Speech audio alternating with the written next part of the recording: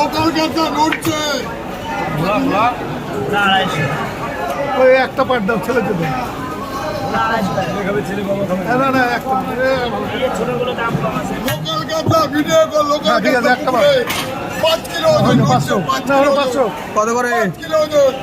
মুড়িয়াতে শুকনোতে হয়ে যাচ্ছে দিনের দিন। 5 কিলো ওজন।